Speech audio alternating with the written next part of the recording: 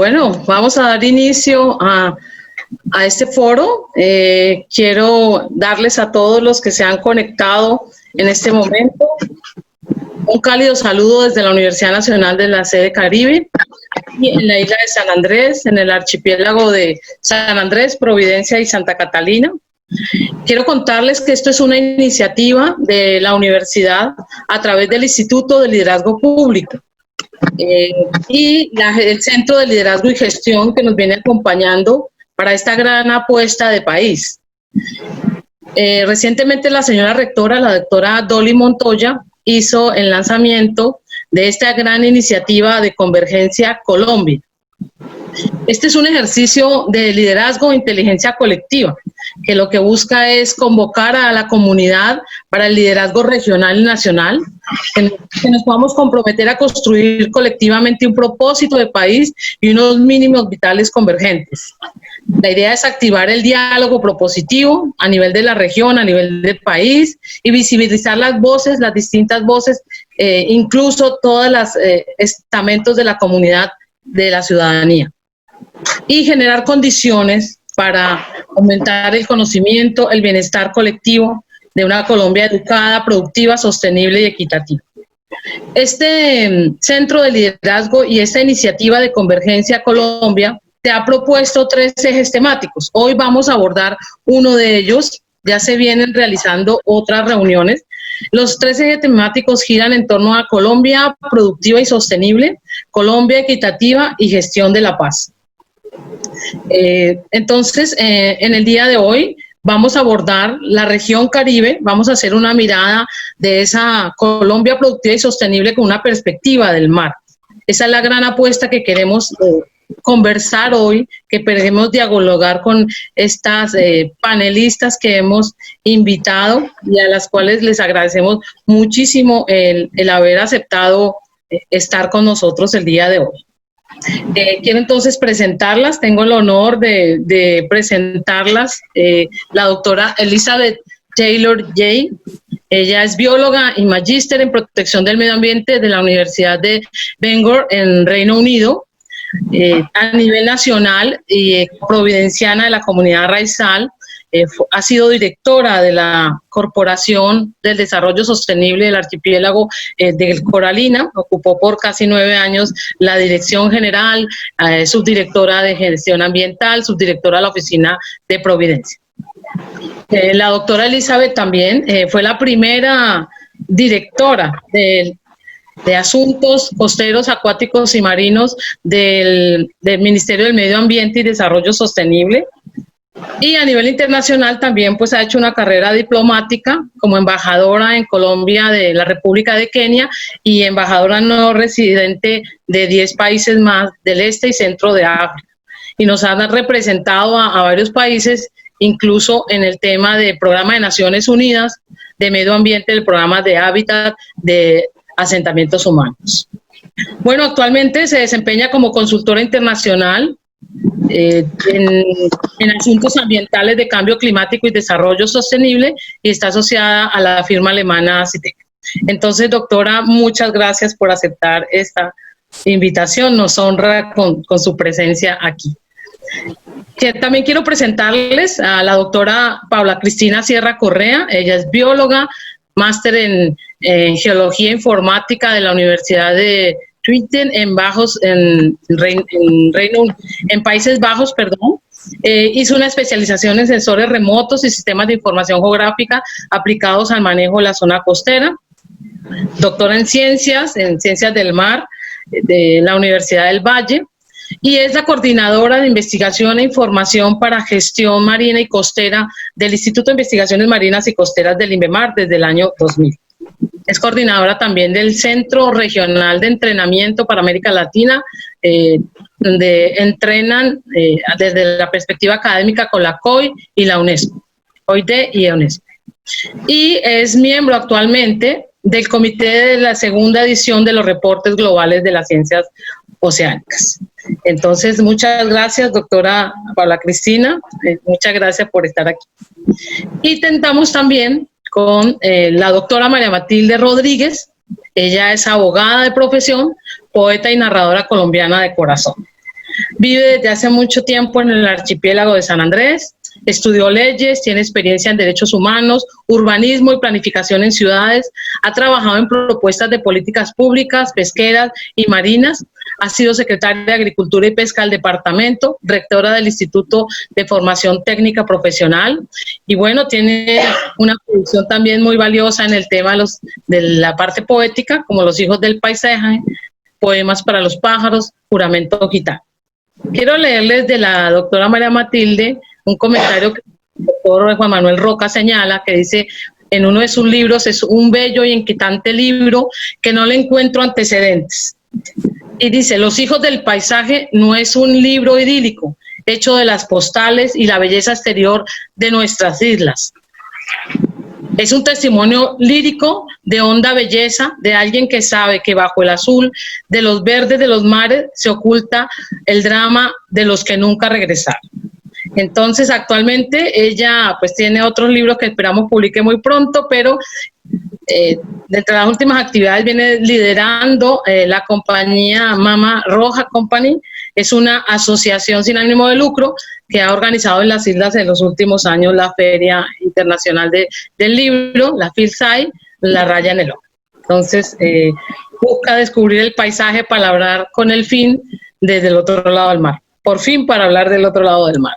Entonces, bueno, como verán, pues son colegas, todas en una profunda experiencia marina, en su experiencia laboral, en su experiencia de vida, y que seguramente yo los invito a que nos quedemos todos hasta el final, porque este diálogo va a dejarnos grandes propuestas, nos va a dejar inquietantes preguntas, va a ser muy retador y con desafíos que nos tienen ahorita pensando a todos en lo que sería en términos de pandemia y pospandemia.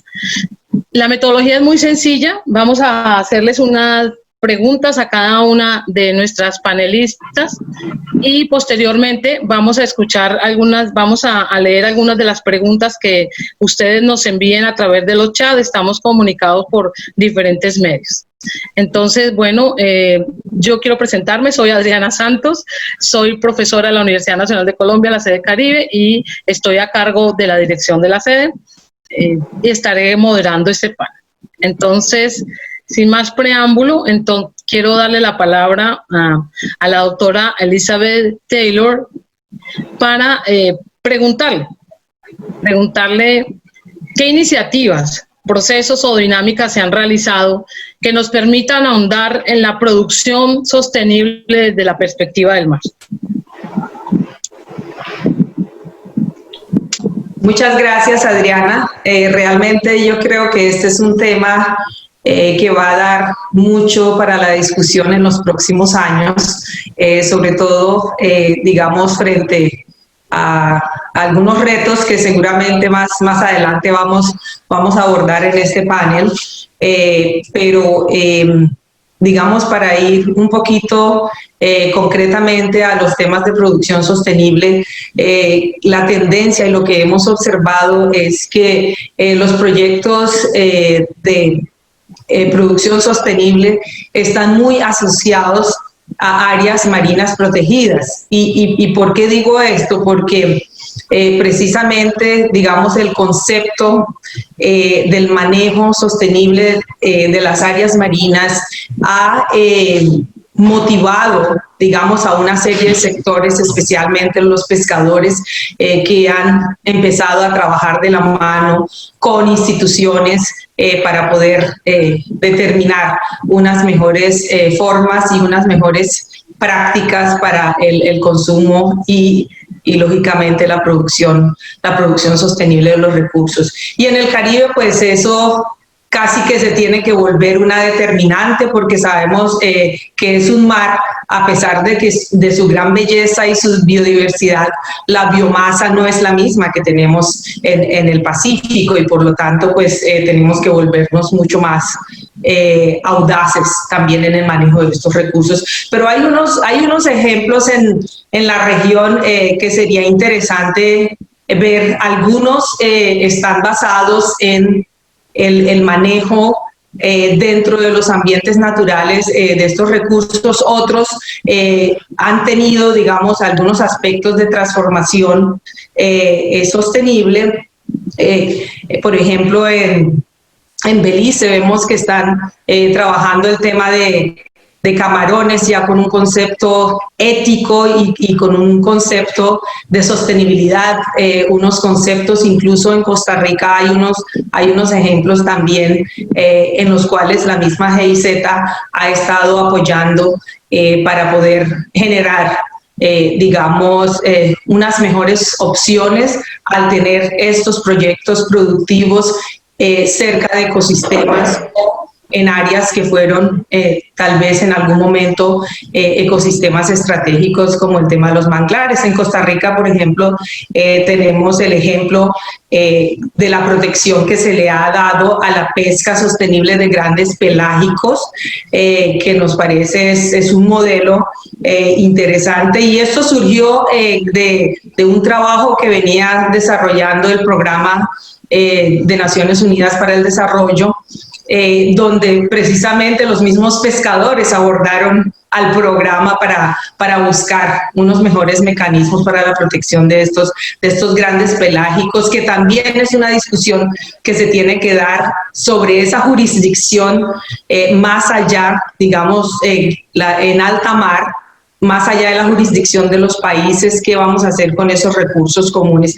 Y el ejemplo, pues, que yo tengo que traer es el del archipiélago de San Andrés y Providencia, el área marina protegida Seaflower, que a partir, digamos, de todo ese trabajo que nació además desde las bases, nació de las comunidades para poder buscar unas mejores maneras de manejar los recursos. Teníamos unas pesquerías de langosta que estaban, digamos, cerca a la sobreexplotación, pues el caracol ya traía sus grandes problemas, y a través del trabajo en las áreas de conservación, pero también la Junta Departamental de Pesca, que es un modelo en Colombia de descentralización de las funciones de pesca en uno de los departamentos, se logró fusionar, digamos, o conjugar los intereses de conservación con los intereses de producción sostenible.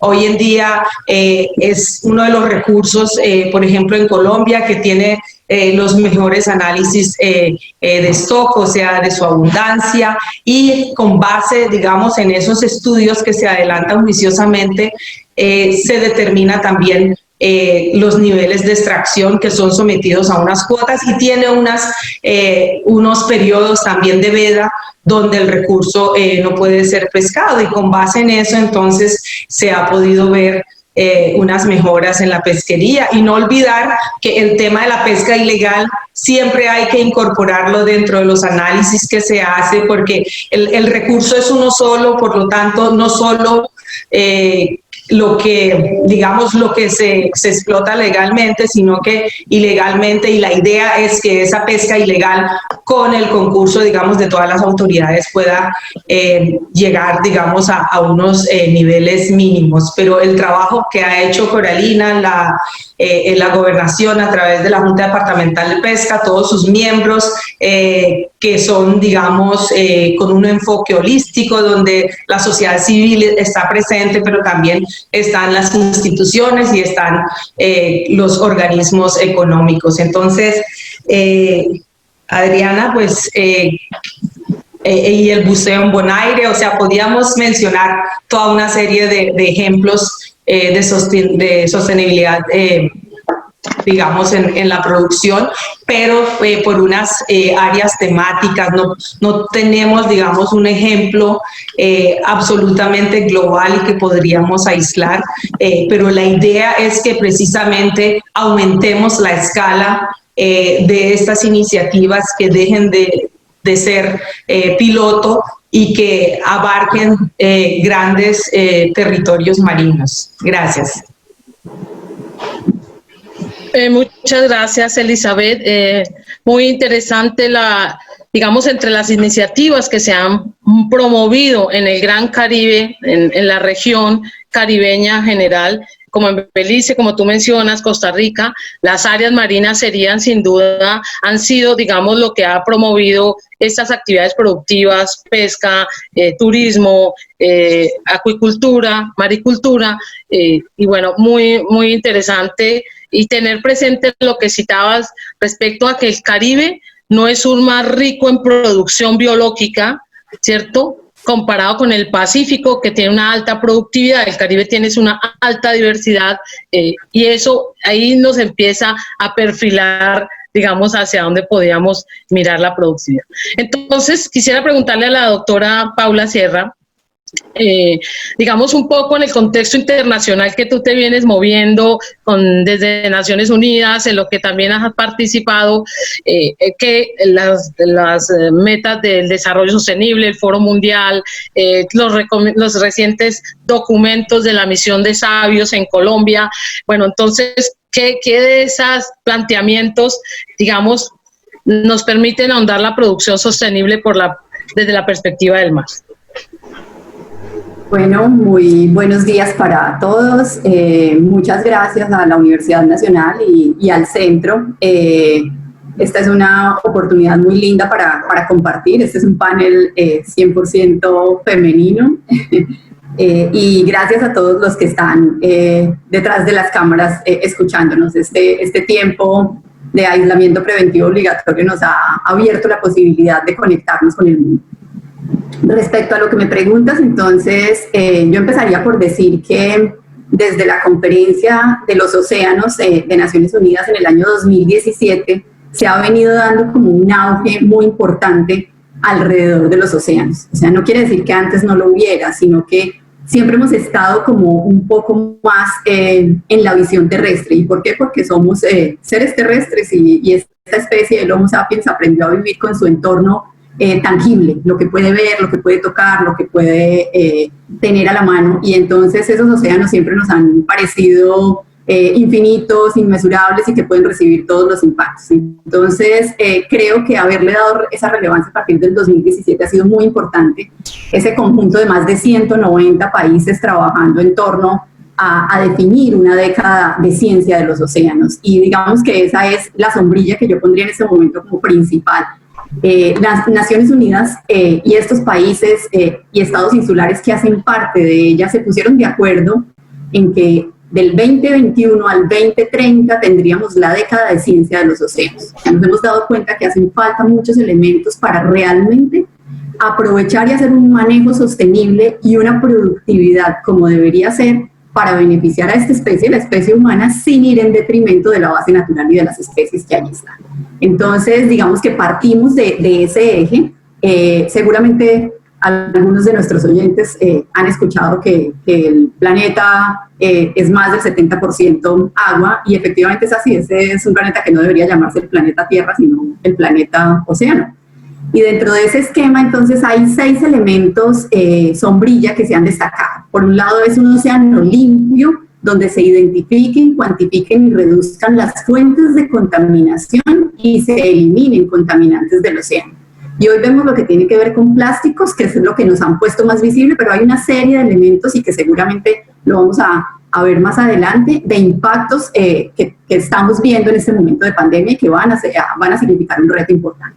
El número 2, un océano sano y resiliente, mediante el cual se mapean y se protegen los ecosistemas marinos y se miden y reducen los impactos por cambio climático. Y entonces allí hay un tema de provisión de servicios ecosistémicos desde el océano, que es clave para poder generar un océano productivo. El tercero, un océano predecible, por el cual la sociedad tiene la capacidad de comprender las condiciones oceánicas actuales y futuras y prepararse para afrontarlas, para poder hacernos menos vulnerables y más resilientes. El cuarto es un océano seguro, mediante el cual las comunidades humanas están protegidas de los peligros y donde se garantiza la seguridad de las operaciones que se hacen en la parte marítima, el transporte, las exploraciones, en fin. El quinto es un océano productivo y sostenible, y es justamente en el que estamos entrando este diálogo de este panel. Y allí entonces lo que se ha hablado y trabajado es que se garantice el suministro de alimentos y los medios de vida alternativos, que pensemos y repensemos cómo debería ser el tema de ese océano que hoy nos brinda una cantidad de servicios, pero que hay otros que todavía no hemos aprovechado y que seguramente serían menos intrusivos y más importantes desde la perspectiva del ser humano. No nos olvidemos que el océano es el que regula el clima, es el que nos permite respirar. Si no existiera ese océano, el oxígeno que respiramos no lo tendríamos. Y finalmente un océano transparente y accesible mediante el cual todas las naciones, las partes interesadas y los ciudadanos, todos, cada uno de nosotros, tenemos acceso a datos e información del océano, a las nuevas tecnologías y a una capacidad de adoptar decisiones informadas. Eso también es muy importante. Digamos que eso es lo que se ha resaltado a nivel internacional, pero al mismo tiempo Colombia, que ha sido siempre pionera en muchas de las cosas que hacemos alrededor de los océanos, así no tengamos una mirada directa sobre nuestros océanos, pero hemos sido pioneros en muchos de los conceptos. Y al mismo tiempo la misión de Sabios, entonces, en su eje articulador de recursos oceánicos e hidrobiológicos, nos habla también de esas mismas prioridades. Casi que es muy coincidente lo que Colombia empieza a desarrollar en Misión de Sabios y lo estaba haciendo paralelamente.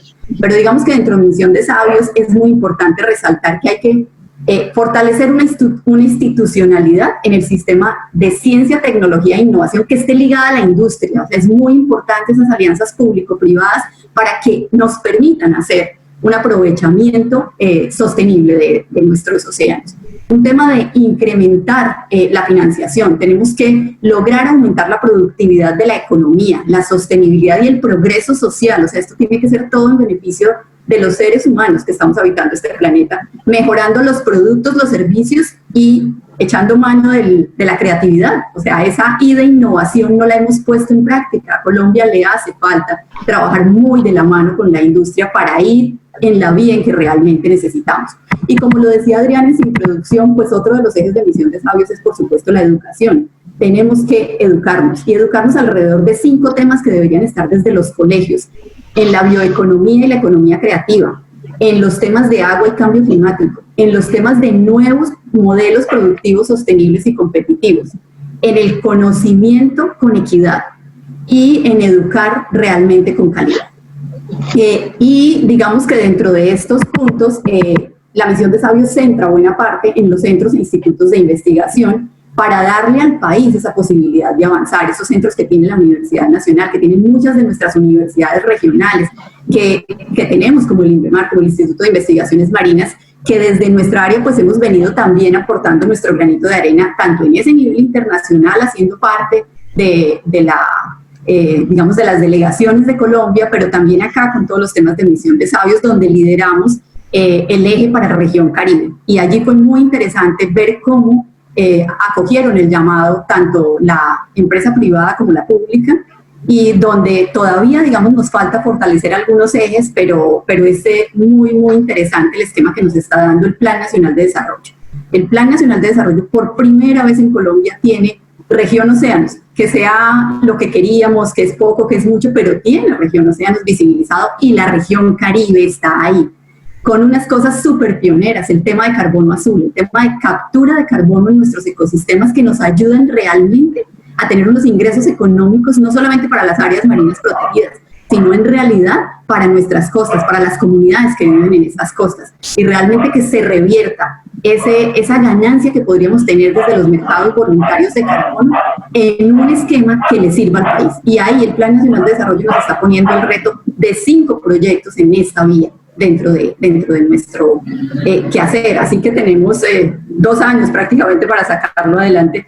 Y por otro lado, no olvidar pues que también estamos preparando el post-2020, la Convención de Biodiversidad tenía unas metas al 2020 y ahora está pensando en qué hacer del 2020 al 2030. Y allí hay una discusión interesante. ¿Deberían los océanos estar en un eje independiente o deberían los océanos ser parte de todos los ejes que componen la Convención de Biodiversidad como se ha venido manejando hasta ahora? Entonces, ahí también tenemos unos retos interesantes y el tema de productividad es uno de ellos. Desde el INVEMAR venimos trabajando en temas innovadores y alternativos como la bioprospección, como lograr desde la ciencia que pescadores artesanales e industriales se pongan de acuerdo cuando entendemos que el recurso pesquero que tenemos es asequible a ambos en diferentes épocas, pero que lo pueden hacer colaborativamente. Y tenemos un ejemplo lindísimo con el tema de camarones, donde entendimos que teníamos 2 poblaciones de camarones diferentes, una de aguas profundas y una de aguas someras, donde perfectamente industriales y artesanales pueden ir de la mano. Podemos tener acceso al recurso y además un acceso sostenible en el tiempo, que es también lo que necesitamos, que las generaciones futuras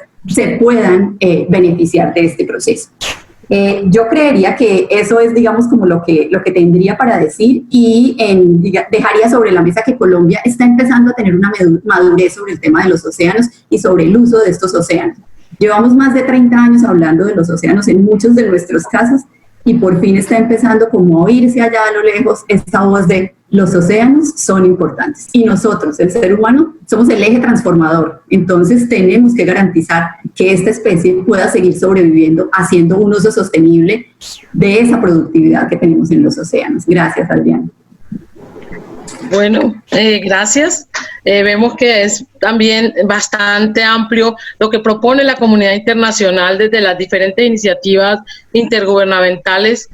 Naciones Unidas viene liderando procesos muy importantes y la década de los océanos seguramente es una de las grandes apuestas a las cuales deberíamos tributar de manera significativa, y esto se suma también a la misión de Sabios, que es una apuesta a 10 años. Justamente la Universidad Nacional viene planificándose de manera estratégica en el PLAY, también a un modelo más prospectivo, más a largo plazo, y las ciencias del mar son uno de estos rieles que queremos potenciar. Muy interesante el tema de cómo articularnos mejor y más allá de solamente la parte productiva, sino los diferentes sectores y ejes que van a seguir interactuando. Muchas gracias. Vamos a darle la palabra entonces a María Matilde con nuestra primera pregunta, y es, bueno, ¿qué ha planteado la comunidad local o caribeña sobre acciones, procesos o proyectos que nos permitan ahondar la producción sostenible desde la perspectiva del mar? María Matilde. Buenos días. Bueno, sea lo primero, comienzo por agradecer la iniciativa de la Universidad Nacional de crear un instituto de liderazgo público para un país que desea una mayor convergencia social, a la sede Caribe, a ti, Adriana, por aterrizarlo en la perspectiva del mar. Yo no soy tan optimista, y sobre la pregunta debo manifestar que a mí particularmente las palabras productividad y éxito sobre todo me producen honda sospecha. Creo que son los arquetipos de un país que pocos conocen. Hacen parte de una narrativa de lo que Foucault llamaba la sociedad disciplinaria, que no es otra cosa que las construcciones que se realizan con un discurso muy ambiguo para regular prácticas de producción disciplinada para grandes capitales. La palabra productividad se ha transvestido de muchas formas, especialmente en el archipiélago. Por ejemplo, hace mucho tiempo, antes de la doctrina de las sociedades productivas, la relación de las comunidades raizales, de las comunidades ancestrales, de las comunidades insulares, con este mar era orgánica. No existía un discurso sobre la eficacia de su aprovechamiento. Paradójicamente, hoy que existe este edificio conceptual, no estamos mejor que antes. Era una despensa natural y un medio de comunicación efectivo con una vocación de navegante tan cierta que el archipiélago dio y continúa dando los mejores marineros y navegantes en la historia de este país. Tanto así que entre los años 32 y 33 terminaron apoyando a la Armada Nacional en la guerra contra el Perú por la disputa del río Putumayo y el trapecio amazónico que hoy ostentamos como nuestro. No teníamos otra experiencia sino la navegación. Aún la potencia de ese conocimiento está en el ADN de los habitantes de este archipiélago. Hemos perdido un momentico el audio con María Matilde, cuando estaba en lo más interesante con respecto a cómo este archipiélago... Aunque con posterioridad la tecnología le bajara...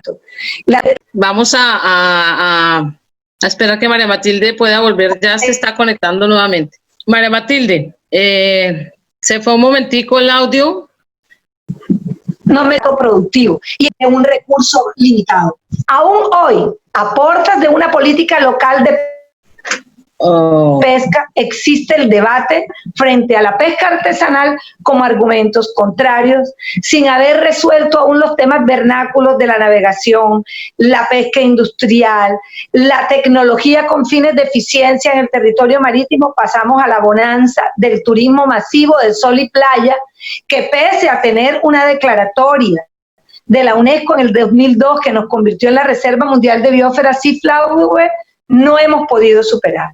No hay una actividad más productiva y extractiva que impacte el mar que el turismo, sin contar la eliminación de intermediarios locales por plataformas digitales de servicio.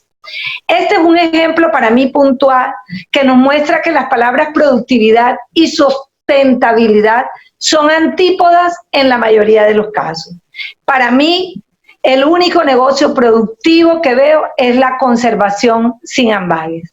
Esa es mi respuesta a la primera pregunta. Muchas gracias, Mati. En algún momento perdimos el audio, pero entendimos muy bien el mensaje respecto a cómo cuestionas las palabras de producción versus sostenibilidad y cómo las islas han sido una despensa natural y que las actividades no están mejor que antes desde la perspectiva de los impactos que se han dado sobre el territorio. No sé si te copié bien. ¿En qué punto se perdió la conexión? Estaban mencionando el tema de la despensa natural. Y bueno, les decía, quiero repetirlo para que la idea esté clara, que tenemos aún una vocación de navegantes tan clara que nosotros entre los años 32 y 33 terminamos apoyando a la Armada Nacional en la guerra contra el Perú por la disputa del río Putumayo y el trapecio amazónico que hoy ostentamos. ¿De ahí para adelante se escuchó? Sí. Ok, entonces vamos con nuestra segunda pregunta, que es un poco, bueno, a futuro. ¿Para dónde podemos ir frente al reto o apuestas actuales que podamos afrontar para una producción o para un buen vivir, podríamos decirlo, una sustentabilidad que podría ser a lo mejor una palabra más adecuada, a la cual yo también me uno, María Matilde, en la medida que la sustentabilidad nos llama a ese equilibrio entre lo natural, lo social, lo económico y lo político institucional, en esa mesa de cuatro en la cual debemos equilibrar. Y sí, seguramente que aquí es donde vienen esas apuestas y retos o desafíos que podamos mencionar. Entonces le doy la palabra a la doctora Elizabeth Taylor. Sí, muchas gracias, Adriana, y realmente María Matilde ha dado en un punto bastante importante. Yo en la respuesta a la primera pregunta quise referirme a unos proyectos y a unos ejemplos muy puntuales, pero pues la realidad es, y para toda la región del Caribe, el turismo masivo ha sido nefasto. El turismo, por ejemplo, de cruceros en muchas de las grandes islas del Caribe y un turismo en San Andrés de más de 1 millón de personas por año es totalmente insostenible. Si cuando teníamos 300,000 personas era, digamos, marginalmente difícil, y no podemos hablar, digamos, de la sostenibilidad del mar con unas condiciones económicas de este tipo, unas condiciones donde no hay ningún retorno tampoco para la conservación ambiental ni para la restauración ambiental. Vemos, por ejemplo, un turismo que genera al final grandes huellas en los ecosistemas marinos, la destrucción de los corales, la destrucción de los pastos marinos. Si vemos los pastos marinos que teníamos cuando lo que dice María Matilde, la producción era orgánica, la producción era natural, abundaba para, digamos, las personas que vivían en el archipiélago. Si vemos un mapa de hace 30, 40 años, tenemos unos pastos marinos en total condiciones de salud.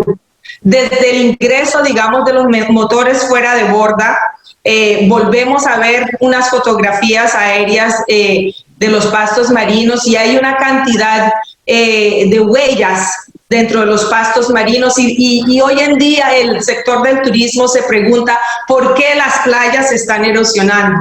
Pues precisamente porque es que esa gran presión que tenemos sobre los arrecifes, los pastos, estos ecosistemas que son vitales para la protección costera y que han, digamos, tenido serios problemas de degradación, pues termina afectando las playas, y a eso se suma una cantidad de circunstancias globales como el cambio climático, que lógicamente pone una presión adicional.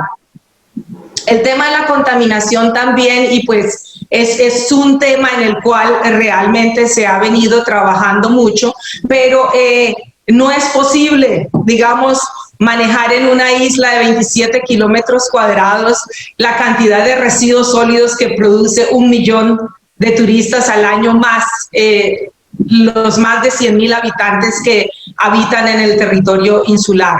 Entonces, esa sostenibilidad, si bien es cierto, la podemos ver en unos casos puntuales específicos, y no podemos hablar, digamos, de una sustentabilidad general y a largo plazo. Y por eso, digamos, esta situación de la pandemia debe llamarnos a la reflexión de cómo vamos a seguir de aquí en adelante. No podemos seguir como veníamos antes, con digamos, un turismo que es devastador, un turismo que degrada, digamos, cada día más esas condiciones ambientales del archipiélago, si me quiero referir particularmente a eso. Por lo tanto, Adriana, yo veo el cambio climático, lógicamente, esas son unas amenazas que no debemos subestimar, pero una gran amenaza que tenemos latente en el archipiélago son los grandes intereses de desarrollo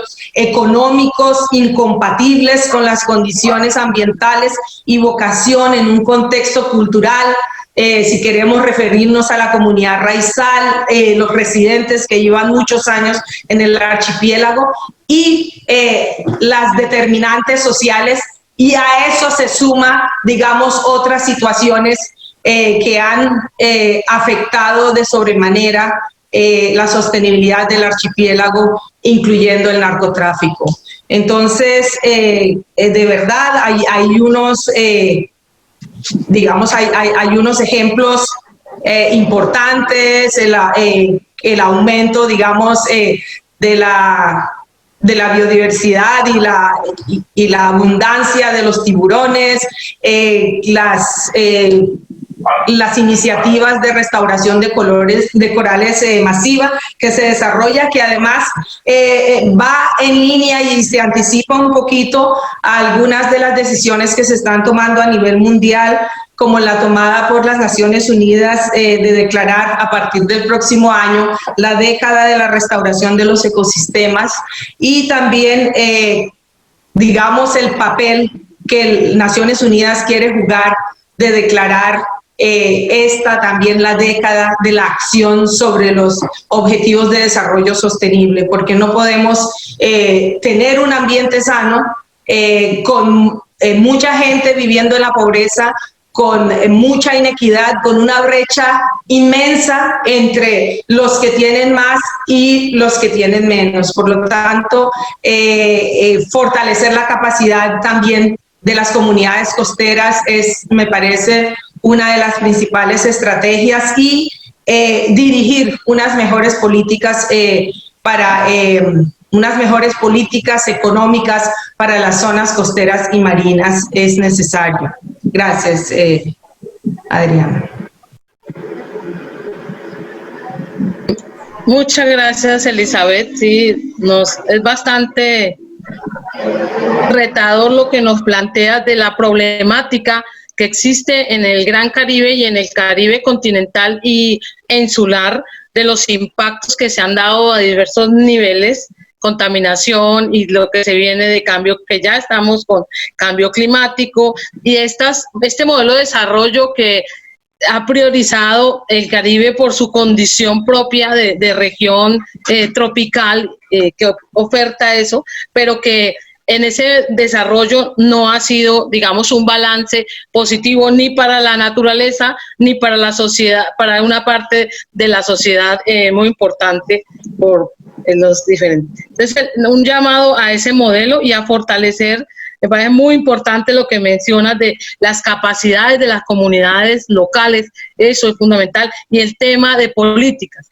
Bueno, démosle la palabra con la misma pregunta a la doctora Paula Sierra, para que nos hable de esos retos o apuestas actuales que deberíamos afrontar para hacer una producción sostenible en el Mar Caribe o un abordaje más sustentable de la llamada economía.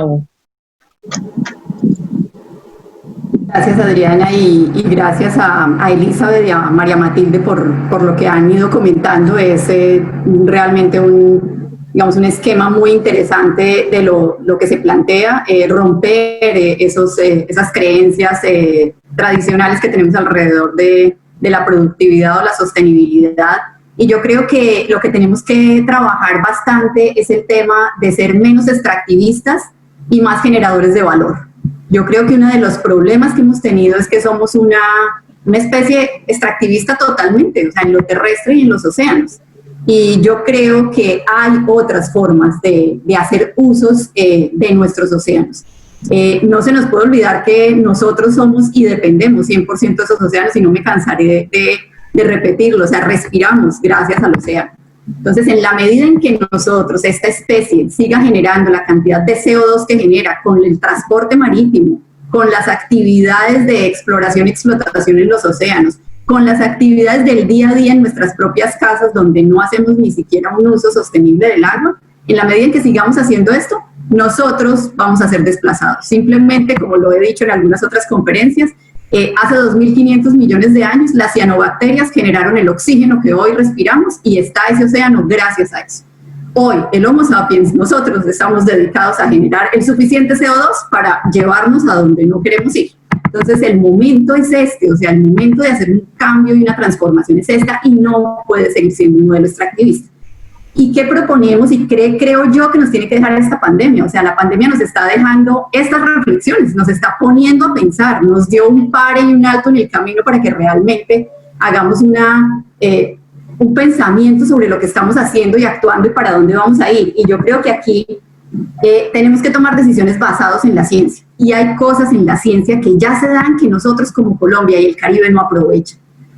Miren, si hiciéramos investigación en poliquetos como la que ha venido haciendo Francia, con los pocos recursos que le dan para el tema de los océanos, de ahí se genera una cantidad de hemoglobina interesante que hoy está sirviendo a procesos de pacientes COVID.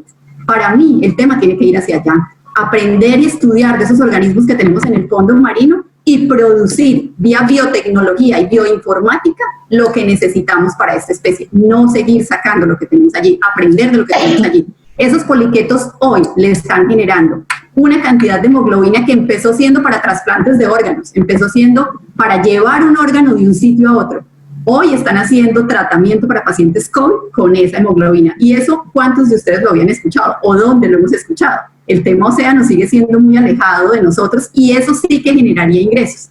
Desde el punto de vista de lo que tiene que ver con el turismo, y lo hemos escuchado, y el Caribe vive del turismo, efectivamente, pero hay otras formas de involucrar a la gente en el turismo, hay otras formas de hacer turismo sin necesidad de que sea un turismo tan masivo, y yo creo que se están empezando a dar unas reflexiones alrededor de lo que es la región y lo local, esas marcas de lo local. Ustedes ven mucho ahora en muchos países que es importante el café de tal sitio, el tipo de alimentación de tal sitio, o sea, es ir poniendo un sello de lo local, darle valor a lo que nosotros tenemos en lo local, pero además vincular eso a preservar esa base natural, a preservar lo que es esa creación que es parte de lo que necesitamos para poder sobrevivir. Y entonces, en este sentido, el Foro Mundial Internacional, el Foro Económico Mundial, proponía algo que a mí me dejó bastante sorprendida, y es que el turismo, digamos que muchas naciones, su Producto Interno Bruto depende de ese turismo, eso no lo podemos desconocer, y eso va a reactivar muchas cosas. Pero esos millones de personas que dependen del turismo también podrían hacerlo vía otro tipo de actividades, y es que nos lo mostró en la época, digamos, de las guerras anteriores, y donde hemos tenido que reducir los impactos sobre los océanos.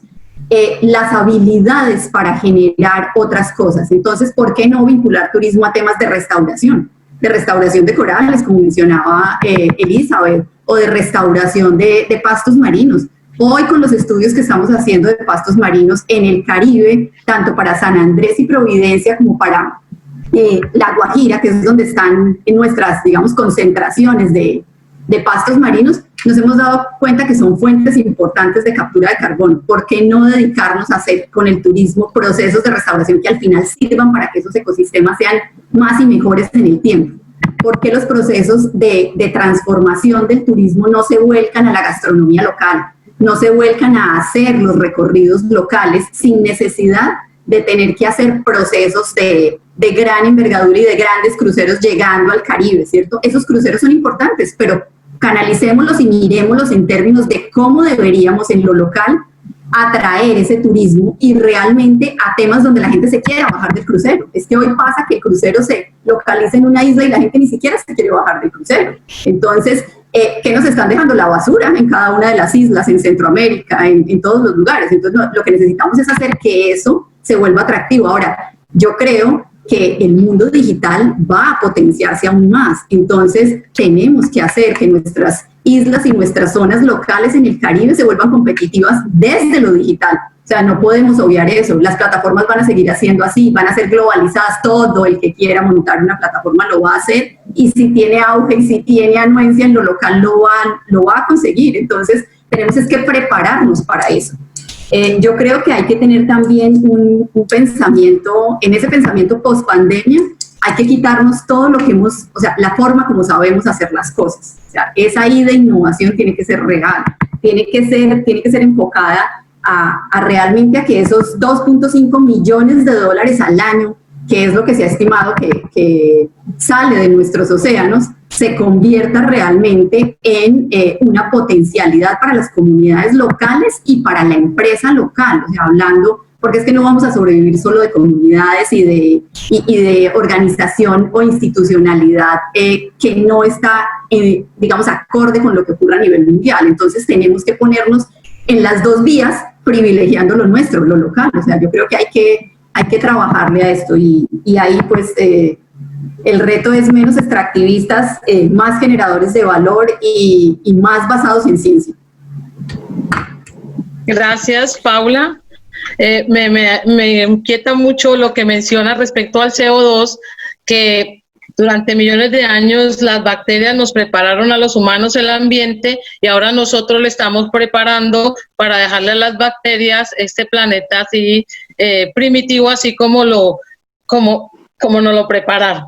Bueno, esa gran aceleración que se ha descrito que pasamos del Holoceno al Antropoceno, ¿verdad?, de manera abrupta, y donde todos los indicadores se han disparado de una manera justamente, nos obliga a ese romper, como mencionas, o como decía el profesor Franklin, es esa disruptiva que hay que hacer.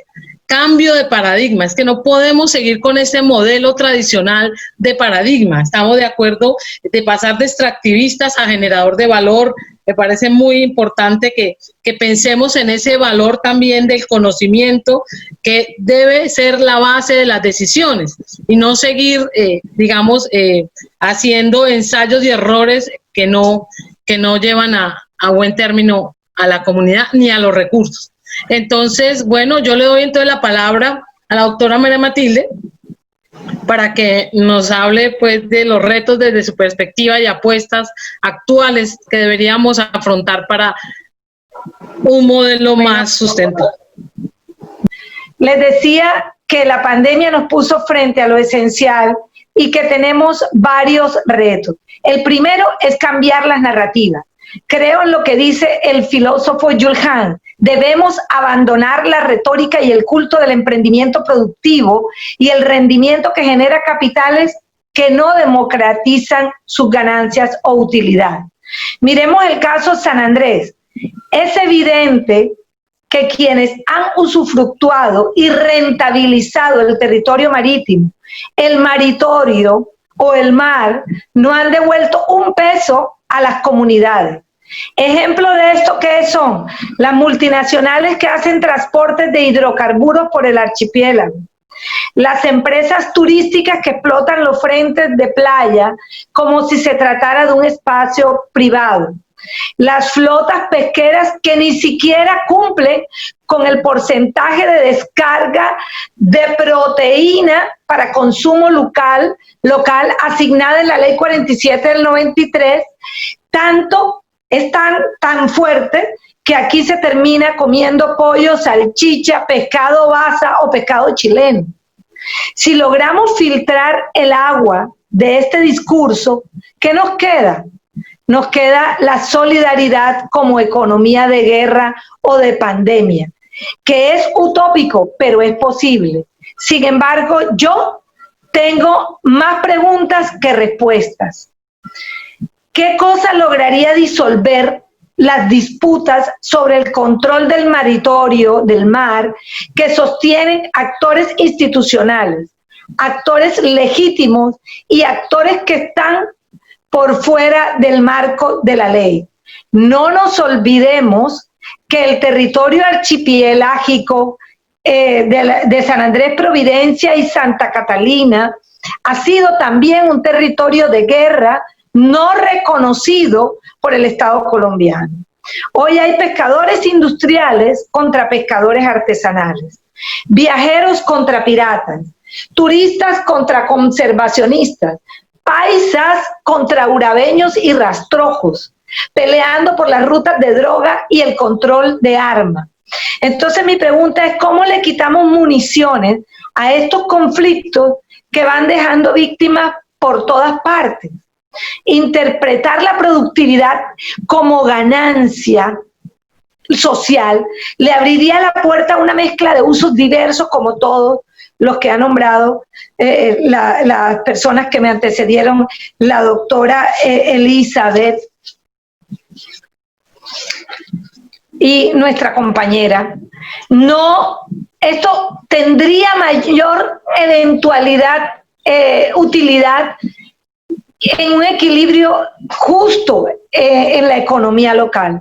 No hay adentro ni afuera cuando se trata de una isla. El mar no queda en otro lado. Vivimos en el océano. Por eso todas las medidas que se toman en 26 kilómetros cuadrados de tierra desembocan en el mar. Me pregunto si podemos abstraernos del sistema de salud para valorar el mar.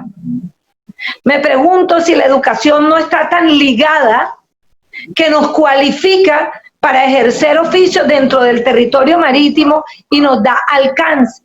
Especificar actividades puntuales como el turismo asociado al mar, como el buceo, investigaciones marinas, siembra y una cultura ligada al mar. Solamente ese espacio sería inocente. No sé quién lo dijo, pero yo quiero repetir una frase que me gusta, dos frases, que dice: el mar no necesita que le digan que es grande, y un engaño exitoso es una creencia, se vuelve a veces una creencia incuestionable. Esa es mi postura con relación a esta pregunta. Bueno, esta retórica que debemos justamente también cuestionar y cambiar, y pasar a esa solidaridad como economía de guerra o de ganancia social, como planteas, es muy valioso. El mar, exactamente, a veces ese límite que pues la forma en que nos hemos organizado nos pone, pues el mar transversaliza los procesos, transversaliza las acciones, los problemas, las dinámicas. Es muy difícil esa línea, si la salud o no, y si la energía eólica o la energía solar, o si solamente la biotecnología debe ser terrestre o solamente marina, o si, en fin, hay muchos elementos ahí que justamente nos hablan de esa visión integral que hay que tener y de cómo también los nuevos paradigmas nos cuestionan ante esta pandemia la oportunidad de hacer nuevas cosas. Finalmente vamos con una pregunta muy corta, porque vamos a leer las preguntas que tenemos ya que nos han mandado. Quiero preguntarles entonces, ¿quién o quiénes y cómo podríamos asumir estas apuestas, estos grandes retos disruptivos, por decirlo de esa manera. Doctora Elizabeth. Bueno, Adriana, yo pienso que es el momento en que miremos, digamos, liderazgos transformacionales, porque lo que hemos observado, digamos, a lo largo del tiempo, es un sistema de liderazgo, como lo ha dicho María Matilde, basado en un enfoque, digamos, de la productividad errónea y que ha, lógicamente, como lo dije al principio, aumentado las brechas entre la necesidad social y, lógicamente, los beneficios que se generan a través de estas, a través del uso de los recursos y del territorio.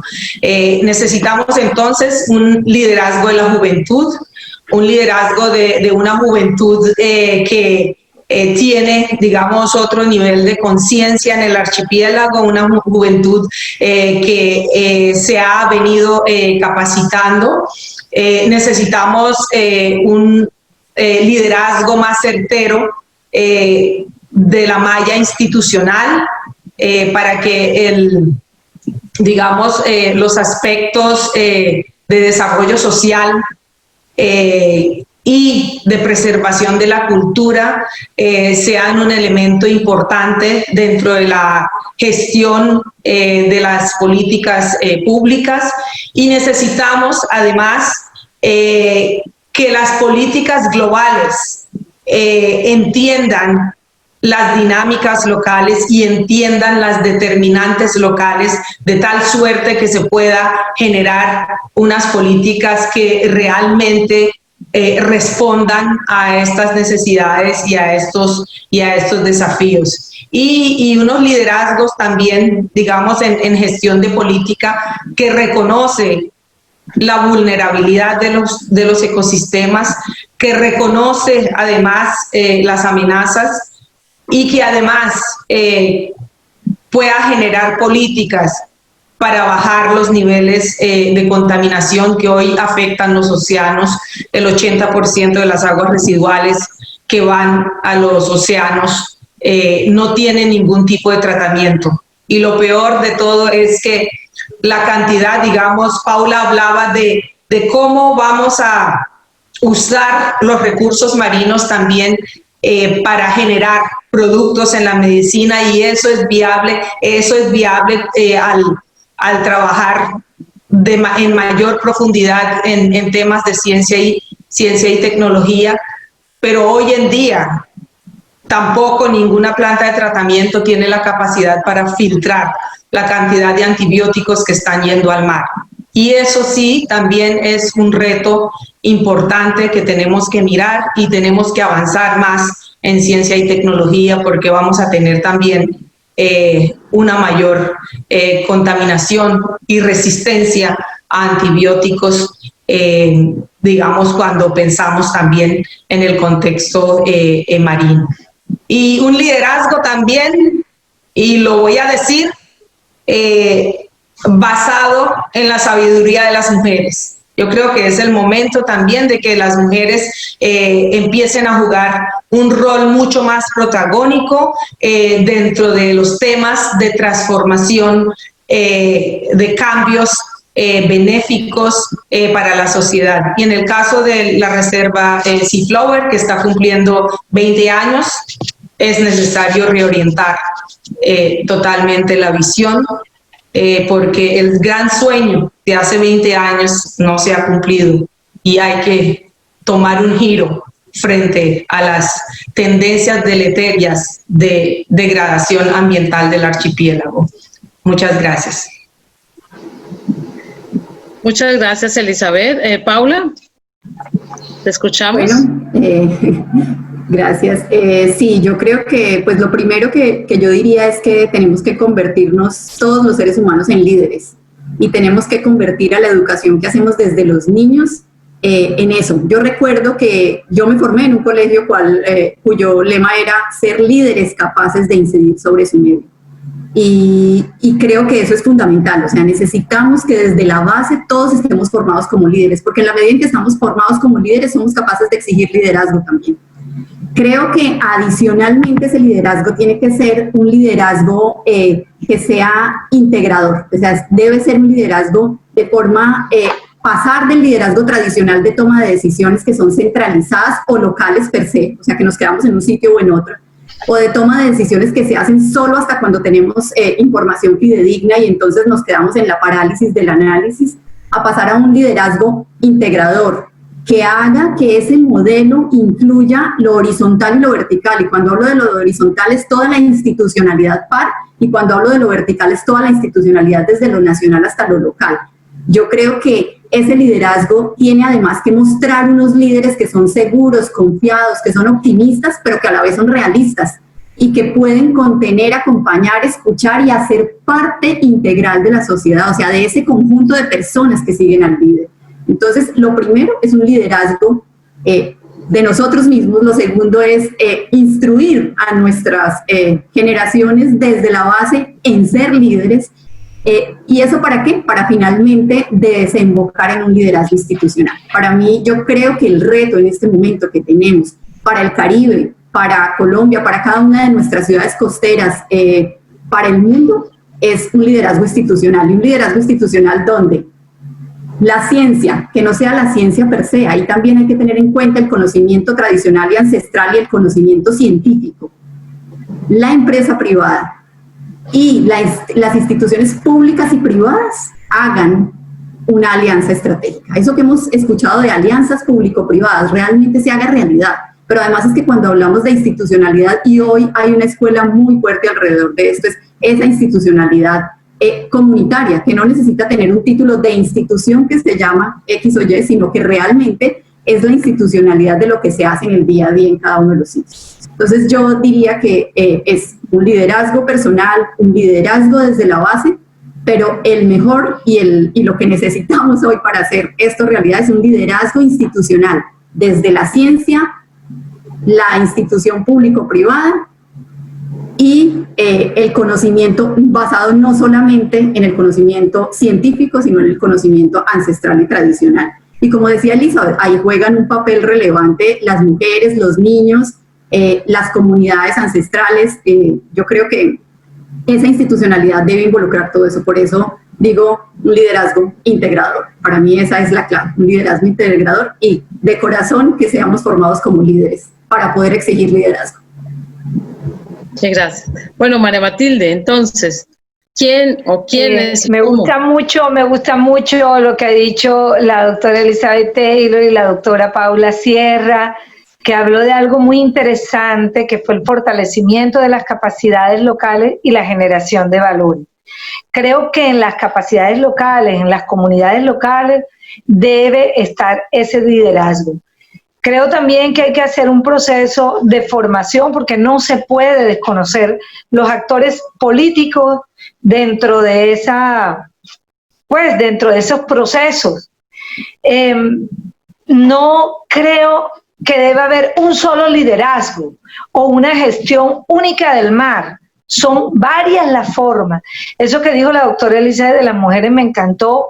Creo que es el momento. San Andrés tiene un trabajo muy interesante de mujeres al frente de la administración de procesos vinculados al mar.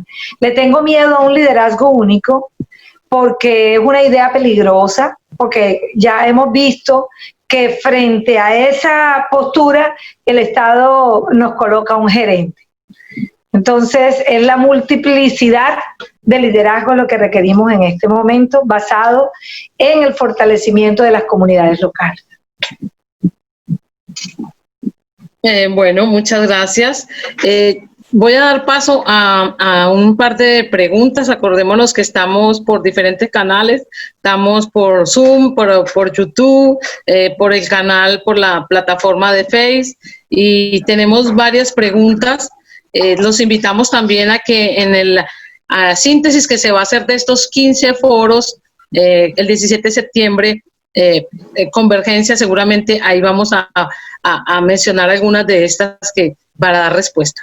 Aquí hay una muy interesante, pues todas son muy interesantes, pero quisiera mencionar esta. ¿Cuál creen que es la mejor vía para incluir una economía azul dentro de una Colombia productiva y sostenible?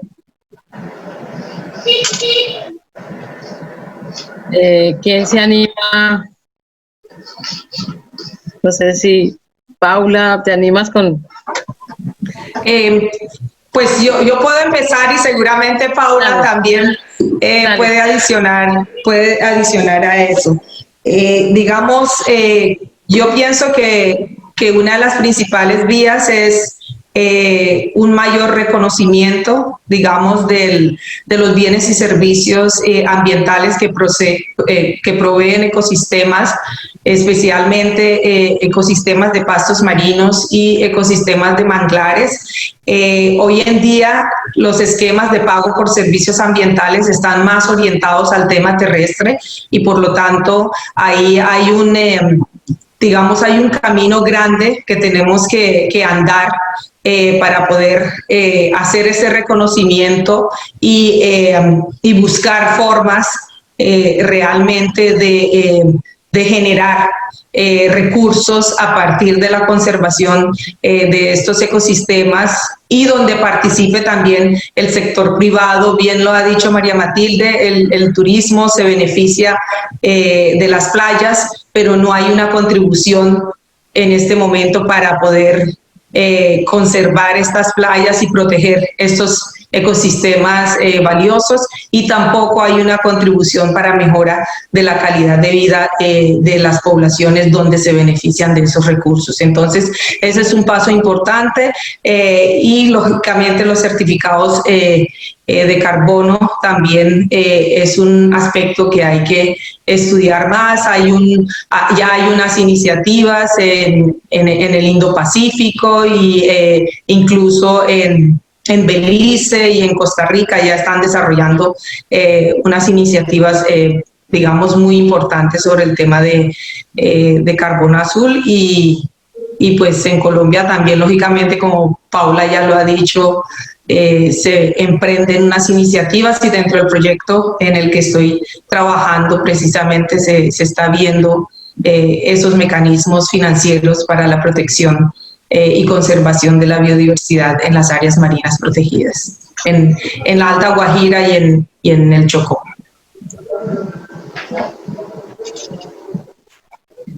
Paula, ¿tú quieres mencionar algo? Sí, yo diría que además aquí hay un reto importante, y es que este tema post-pandemia está moviendo recursos de cooperación diferentes y está moviendo alianzas diferentes. Entonces, yo creo que hay que hacer una apuesta dentro de lo que el país ya estableció como su COMPES biooceánico a una estrategia de cooperación internacional en océanos. Y cuando hablo de cooperación internacional en los océanos, no necesariamente recursos económicos. Hay temas de cooperación que nos pueden ayudar a hacer, digamos, esta colaboración, esta Colombia sustentable y productiva diferente. Tenemos ese esquema institucional, digamos, que hemos visto que se ha venido desarrollando, y tenemos muchos elementos ya puestos sobre la mesa que lo que hay es que buscar cómo los vamos a implementar. Lo que yo dije al inicio de Misión de Sabios, de Década de los Océanos, de lo que está plasmado hoy en esa integralidad y estos tipos de liderazgo que mencionamos, pero sobre todo yo creo que hay que armar en este momento un esquema que no sea nuevo. O sea, no necesitamos crear una institución nueva, una empresa nueva, no. O sea, necesitamos transformarnos para esa nueva normalidad, pero haciendo uso de lo que hoy tenemos. Y yo creo que aquí yo mencionaría a Gunther Pauli, que es el autor de la economía azul. Y él, como economía azul, resalta lo local. Él dice, hay que basarnos en el producto local, hay que transformarlo y hay que hacerlo diferente a la competencia. Tiene que ser diferente a lo que hay expuesto ya sobre la mesa. Entonces, de nuevo, esa idea de innovación es muy, muy importante.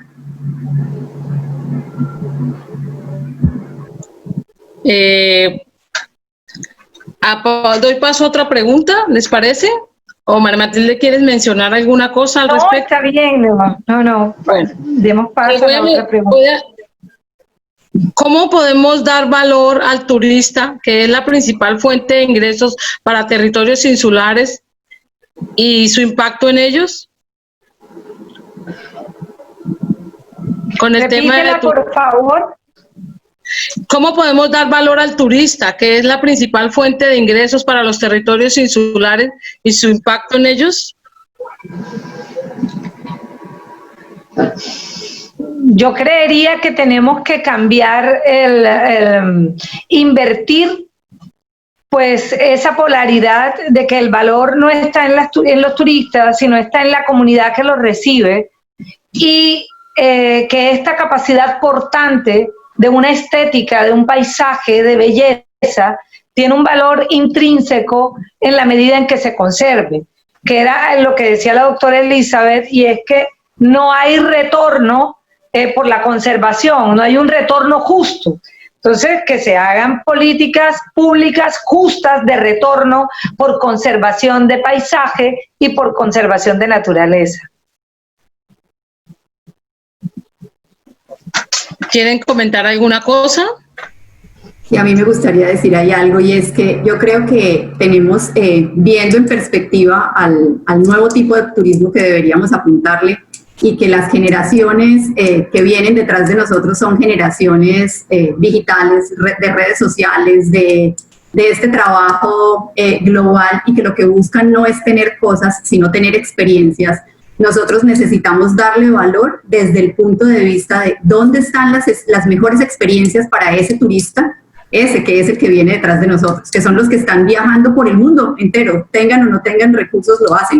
Entonces, ¿cómo le damos realmente a ese turista las herramientas para que potencien lo que María Matilde está diciendo? O sea, que realmente se visibilice lo local, que realmente el valor que tienen nuestras comunidades locales esté ahí, digamos, resaltado, pero que lo pueda mostrar el turista como una vivencia personal. Yo no sé si ustedes han visto que ahora la moda es todos estos chicos youtubers que están contando de cada sitio qué es lo que ven, claro. Y hay alguien que a mí me encanta, que no es por hacer propaganda aquí, pero se llama Alan por el Mundo, y lo que hace es contar lo que ocurre en cada sitio, y tiene millones de historias sobre Colombia. Entonces yo creo que hay que apuntarle a ese público que traemos detrás, hay que darle ese valor. Ellos cuentan historias incluso a veces desde la distancia, o sea, hacen sus videos y después los cuentan. Ahí tenemos que incidir mucho, ese turista que viene detrás de nosotros. Y ese turista que ya está jubilado y que necesite a sitios de paz, tranquilidad y ayudar a causas que realmente tocan el corazón. Entonces necesitamos también ver un turismo que relaciona también la salud física y mental de esa generación que hoy ya está, digamos, retirada del día a día del trabajo, pero que puede hacer uso de todos nuestros territorios insulares en el Caribe. Adriana, solo para anotar ahí que el valor, como lo dijo María Matilde, el valor realmente que recibe el turista es precisamente encontrar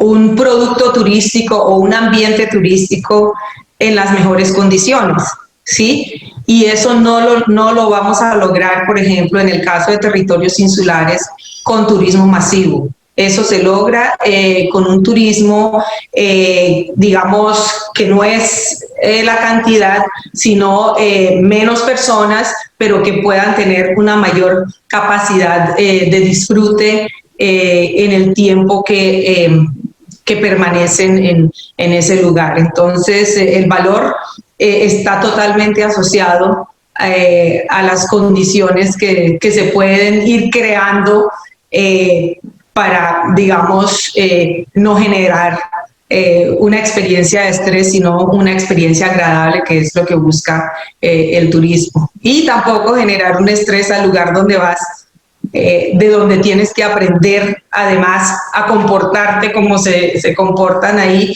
y a hacer las cosas de la mejor manera para no impactar los recursos y no dejar unas huellas ecológicas que uno puede lamentar.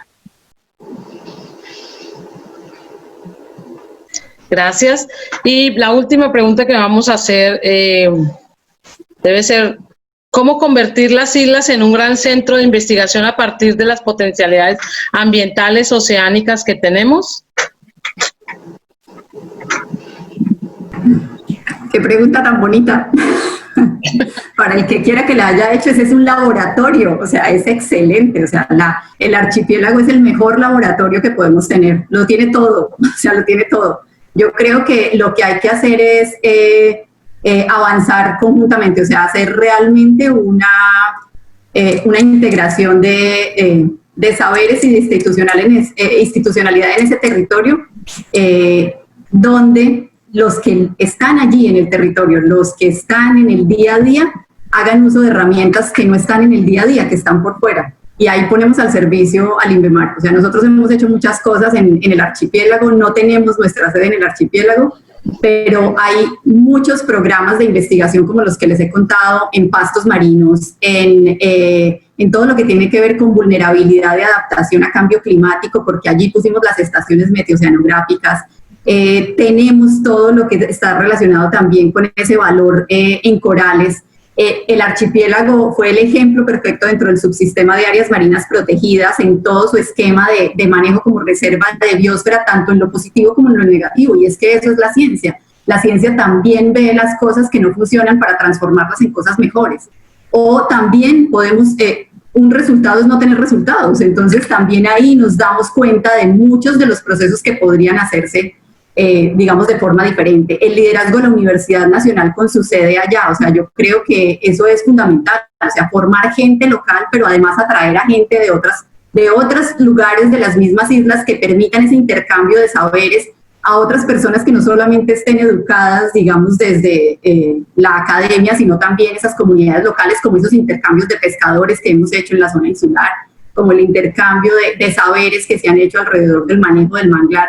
Yo creo que ahí hay un potencial enorme y no solamente se podría convertir en el laboratorio científico, sino además en el polo de desarrollo científico de las islas del Caribe. O sea, dentro de la década de los océanos se ha resaltado muchísimo el tema de las islas. Necesitamos ponerle a esto un poquito también de lenguajes. Entonces necesitamos el inglés, el francés, el papiamento, el holandés, o sea, es una diversidad de lenguajes, además del lenguaje común de las comunidades, el creole, el español, o sea, allí necesitamos que se hagan todos estos experimentos y de verdad, la San Andrés, Providencia y Santa Catalina puede ser el eje articulador de muchas investigaciones, pero además de ser el líder para las islas del Caribe. Gracias. Sí, Adriana, yo pienso que esta es, digamos, una pregunta supremamente importante y cuando se hizo, digamos, la concepción de la Reserva de la Biosfera, el Programa del Hombre y la Biosfera de la UNESCO, precisamente escoge estos lugares a nivel planetario para que sean laboratorios de desarrollo sostenible. Y es a lo que me refería hace un momento cuando hablaba de la visión. O sea, sí somos un laboratorio de desarrollo sostenible y uno podría decir, bueno, en algunos aspectos hemos avanzado en eso, en otros no. Ahora, como Reserva de la Biosfera se supone que también buscamos tener una armonía entre las actividades humanas y la conservación. Y la conservación especialmente de la cultura local, que es un elemento primordial, digamos, de la declaratoria de la Reserva de la Biosfera. A mí me parece que el tema de centro de investigación, que yo lo ampliaría a innovación y tecnología, ¿sí? Porque muchas islas del mundo, su Producto Interno Bruto precisamente viene ahora de aprovechar esa tecnología, de hacer apps.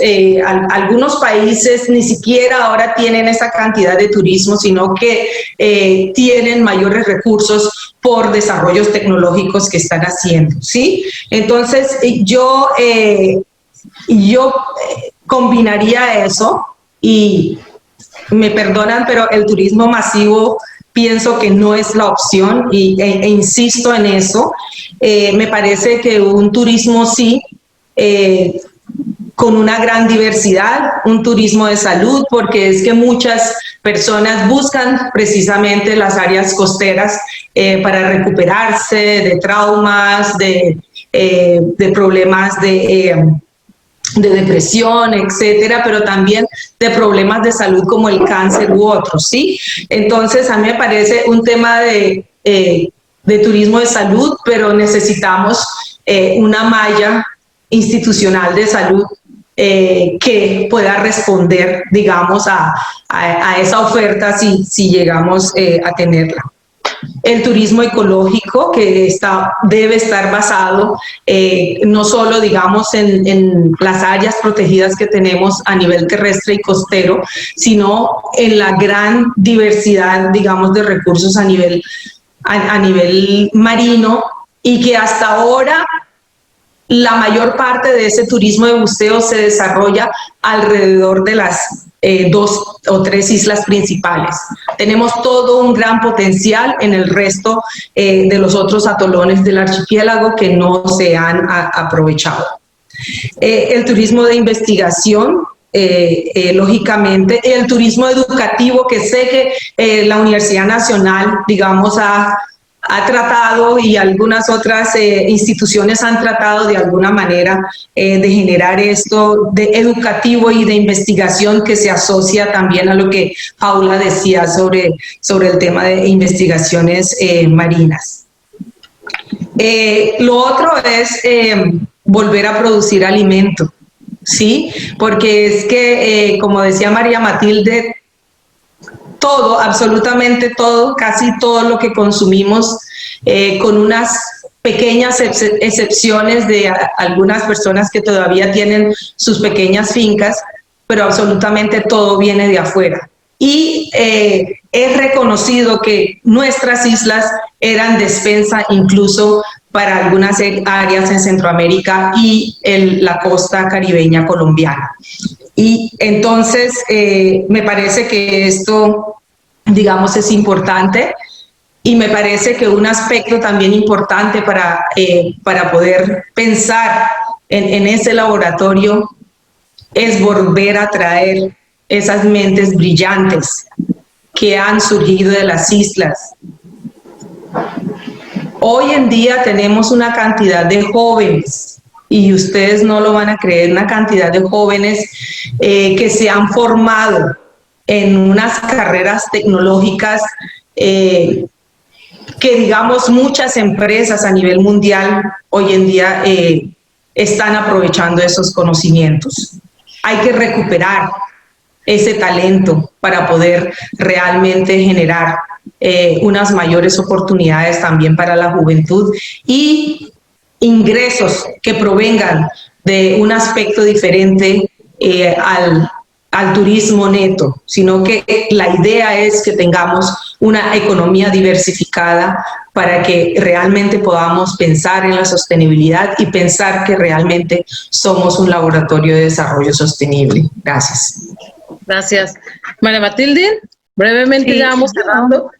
Sí, muy brevemente te diré que a mí me parece muy importante lo que ha dicho la doctora Paula, lo que ha dicho Elizabeth, pero en el momento de la investigación, que se ha hecho bastante en San Andrés, creo que lo más interesante es que los tomadores de decisiones las lean, porque unas investigaciones y unos recursos dedicados al conocimiento y al pensamiento que no se filtren para los tomadores de decisiones y no las tengan en cuenta, lo que hacen es llenar los anaqueles de bibliotecas anacrónicas donde nos generan frustración porque sabemos qué hay que hacer, pero que no las tienen en cuenta al momento o de asignar presupuesto, de destinar personal y recursos y tomar medidas políticas. Entonces, este centro, esta iniciativa debe estar amarrada a una obligatoriedad que los tomadores de decisiones, especialmente sobre el archipiélago, tengan una capacidad lectora y tengan en cuenta las investigaciones que se han hecho y las que están por hacerse. Muchas gracias. Bueno, yo voy a hacer unas reflexiones finales. Es muy complejo porque hemos escuchado un mar de propuestas, de acciones, de procesos, de desafíos, retos muy valiosos y de disruptivas, como mencionaba hace un momento. Creo que hemos cumplido con el proceso de hacer visible la región, sus necesidades y potencialidades, de fomentar. Es importante que sigamos fomentando esta corresponsabilidad y la apropiación local. La diversidad, cómo protegemos esta diversidad natural, humana, cultural, de conocimientos, cómo tejemos estos puentes para ese relacionamiento distinto.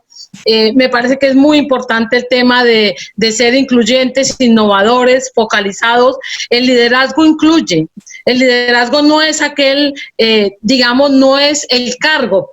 No es solamente una persona, el liderazgo debe ser, como lo han planteado ustedes, transversales, colectivos, integrador, de niños, de mujeres, de la juventud, de las mismas instituciones que no asumen un liderazgo y que debe, como lo dice Elizabeth, esa malla debe dejar mejor impacto, debe ser más visible y más concreto.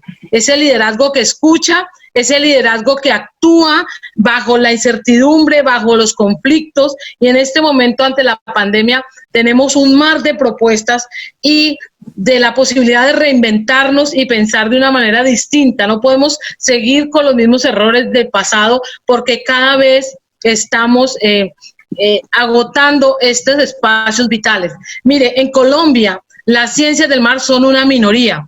Y la doctora Paula conoce en detalle este tema porque los grupos de investigación, que pueden ser más de 3.000 en el país, nosotros no somos ni 100 grupos. Tenemos que sumar a los abogados, a los artistas, a los historiadores. Es importante que hagamos una mirada transversal, interdisciplinaria, transdisciplinaria, como diría el profesor Francisco Abella. Nosotros en la Universidad Nacional, que venimos proyectando este plan estratégico, le hicimos la propuesta a la doctora Dolly de un instituto intersedes en ciencias del mar. Y hemos tocado las puertas del INVEMAR para fortalecer con el instituto líder en el país de las ciencias del mar, como lo dice el INVEMAR, esa alianza que tenemos que construir frente a una industria tímida, frente a una industria que no tenemos. Nosotros compramos todo el conocimiento. Tenemos una dependencia absoluta del conocimiento. Nosotros compramos. Esta mañana escuchaba que la vacuna nosotros no la producimos porque hace unas cuantas décadas decidieron que mejor protocolizarla en unos pocos, entonces tenemos una dependencia así de ese nivel. Entonces creo que el conocimiento va a ser una de las bases fundamentales en que debemos movernos y que seamos distintos y no le preparemos tanto el ambiente a las cianobacterias que nos esperan si seguimos así en este proceso depredador. Entonces, gracias, creo que hemos hecho un bonito diálogo. Sé que esta amistad que nos une, este conocimiento por el mar, esta pasión, pues ha hecho posible. Y no, agradecerles mucho su tiempo, su dedicación, todo el amor que le pusieron para que pudiéramos ofrecerle al país esta mirada para fortalecer el mar, esa perspectiva que nos hace falta y que ese nuevo desarrollo sea de una manera muy sustentable, esa nueva apropiación. Muchas gracias. A ustedes.